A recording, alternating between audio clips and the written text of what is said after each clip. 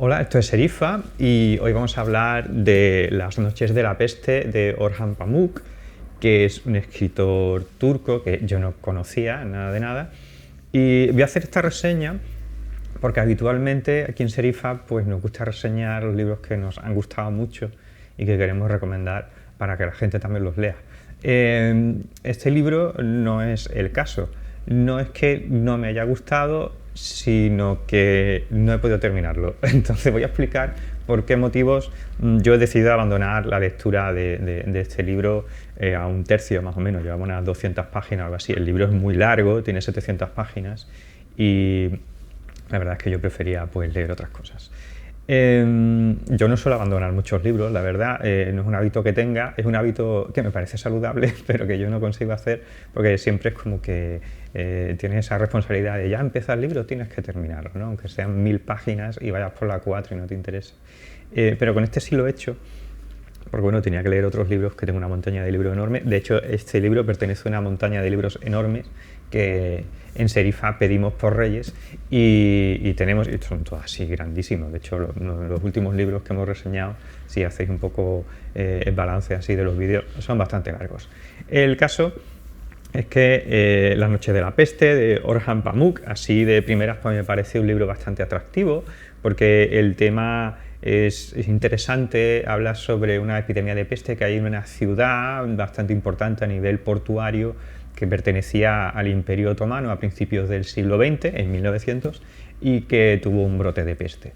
Se supone que el libro es algo así como una crónica escrita de manera novelada. Cosas buenas que tiene el libro, cosas que sí que me han gustado del libro y por el que a lo mejor en el futuro le podría dar una oportunidad. Creo que el aspecto histórico está muy bien trabajado.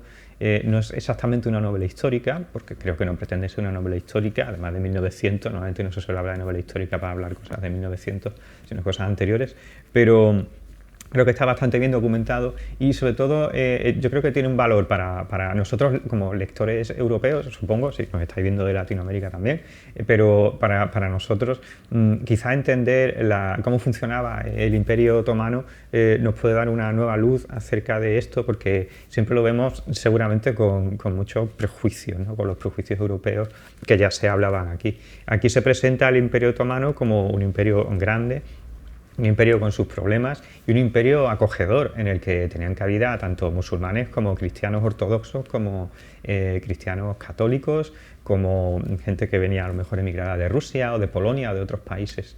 Y como este imperio, digamos que estaba como todos los imperios de la zona europea, asiática, antes de la Primera Guerra Mundial, pues estaba como en tensión con todos los demás.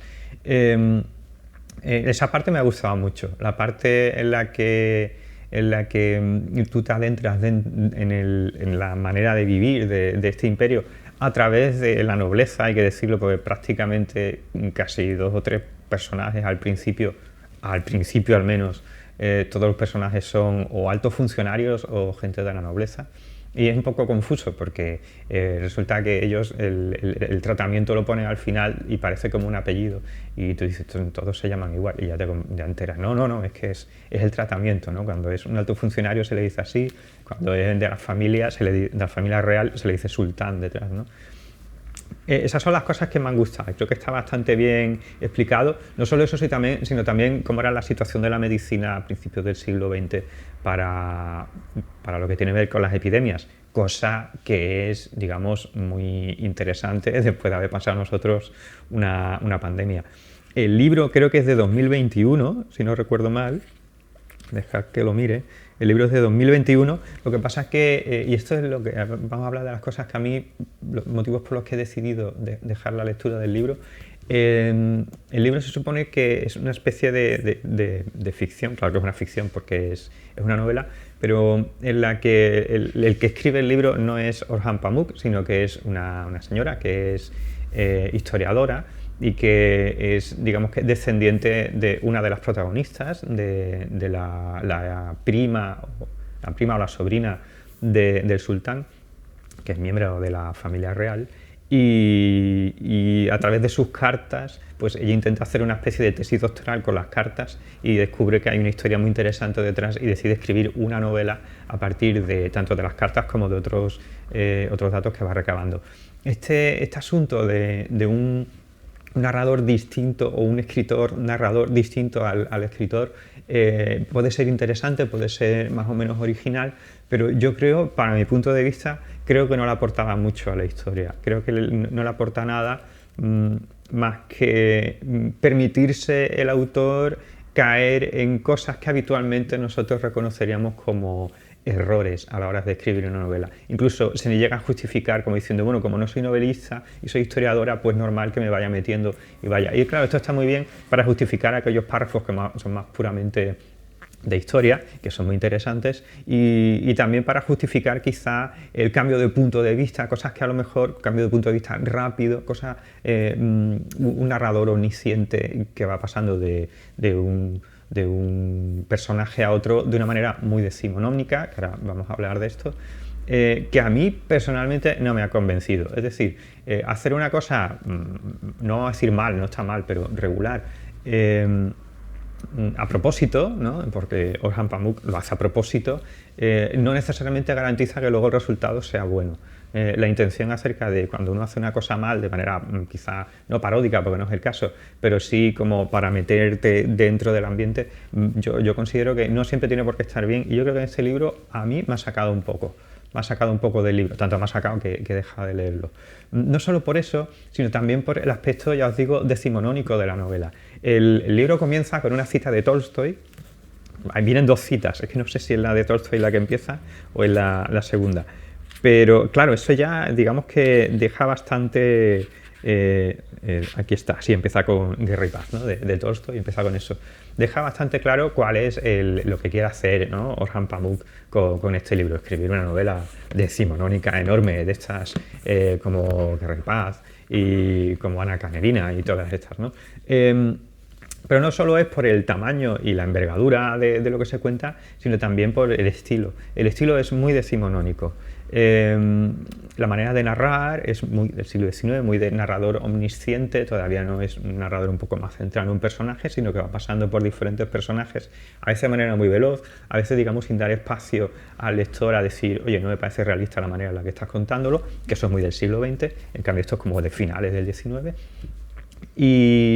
Y otros, ya os digo, otros elementos que también me han parecido muy del 19, como que parece que cuando habla todo el mundo está muy exaltado, todo va en exclamaciones, todos los diálogos son, sí, seguro que eso, y con palabras así muy refinadas, que entiendo que puedan ser de la época, pero que a mí me echan un poco fuera, del libro, porque si yo quisiera leer una novela del 19, leería una novela del 19, y no una del siglo XXI, o de finales del 19, o ya digo, es que está lindando con principios del 20.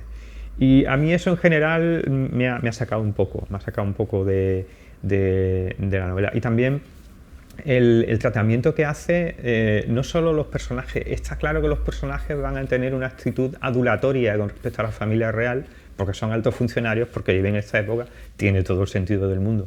Pero que una supuesta autora, porque ¿no? es como otro personaje más de la novela, una supuesta autora cuando lo redacta, cuando habla, cuando vierte sus opiniones, que además es historiadora, también tenga cierta tendencia adulatoria hacia esa familia real, a mí la verdad es que a estas alturas de 2021 me saca mucho del sitio. No estoy diciendo que tenga que ser todo el mundo republicano, pero esa manera de escribir, que es más propia del 19, no lo veo sentido en un narrador que se supone que es de 2017, porque se supone que dentro de la ficción esta mujer escribe el libro en 2017. Todo eso, y que en general poco a poco he ido perdiendo el interés en el libro, ha sido lo que me ha hecho decidir pues abandonarlo a leídas unas 200 páginas, un poco menos de 200 páginas, que eran 187 por ahí, creo que es lo que había leído.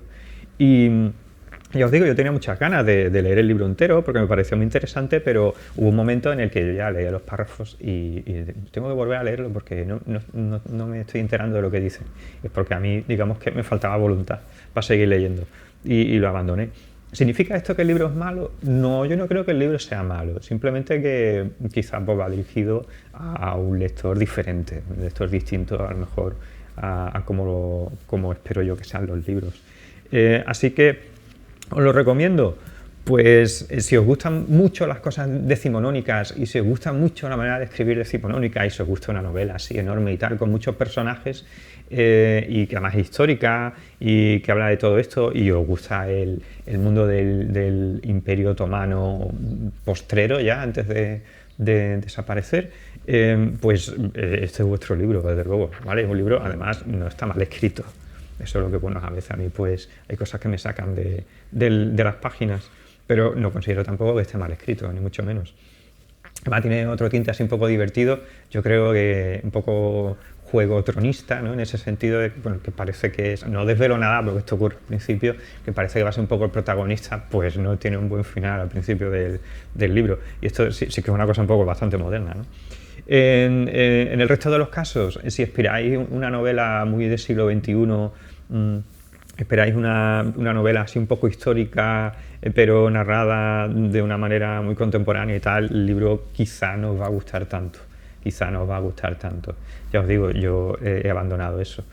Y luego también está el asunto de que él lo plantea como una mezcla entre una novela y un libro de historia, que es muy interesante. El problema es que al final, digamos que los dos aspectos de esta novela, estos dos aspectos de narrativa y historia, están, digamos, peleándose un poco para mi gusto. Yo he leído otros libros que tienen aspectos históricos y aspectos puramente narrativos y quizá no les pasaba. Y luego está el problema de que son 700 páginas. Entonces, claro, es un libro muy largo. Yo he leído libros más largos que este año, bueno, más o menos igual que este. A principio de año he leído el último de Cartarescu, que es muy largo, el de Murakami, que también era bastante largo, eran casi 600 páginas, no, eran más, ¿no? Bueno, no recuerdo. Y bueno, 700 páginas en principio tampoco tenía por qué ser una cosa inabarcable, pero el libro se hace un poco largo, es verdad que se hace bastante largo, porque digamos que las tramas tampoco parece que vayan llevando... Que te vayan llevando la intriga, no parece que vaya moviéndose en una dirección muy clara, al menos al principio del libro, al menos lo que yo he leído, ¿no? Así que bueno, recomendación de Serifa, solo si sois muy fanáticos a lo mejor del autor, habéis leído más cosas y os gusta mucho, o si encanta el Tolstoy, Dostoyevsky y estos escritores de finales del 19 y principios del 20, pues sí, este libro os va a gustar. Si no, bueno, leed las primeras páginas y si os gusta, leedlo. Yo lo he abandonado. Así que bueno, esta ha sido la recomendación o no recomendación de Serifa de esta semana.